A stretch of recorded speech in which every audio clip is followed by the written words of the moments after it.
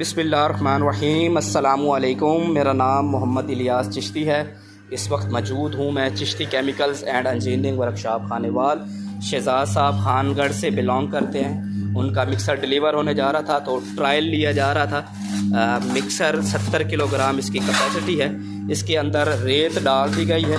रेत डालने के बाद इसके अंदर पानी डाला गया है ताकि मोटर की मिक्सर की जो मोटर है उसकी लोड को अच्छी तरह से चेक कर लिया जाए। तो अल्हम्दुलिल्लाह बहुत ही अच्छा प्रैक्टिकल रहा। ये छोटी वीडियो आप दोस्तों के साथ शेयर करना था कि 70 किलोग्राम कैपेसिटी मिक्सर एसएस में बना हुआ है। सिंगल फेज़ घरेलू बिजली पर चलने वाली मोटर लगी हुई है। साउंडलेस मोटर है, ठीक है। और 70 किलोग्राम कैपेसिटी मिक्सर की है। मैन्युफैक्चर्ड बाय है Chishti chemicals and engineering workshop Khanewal. Khangarh के लिए डिलीवर हो रहा था मिक्सर और साथ में एप सीलर जिसमें आप सरफ की लड़ी पैक कर सकते हैं।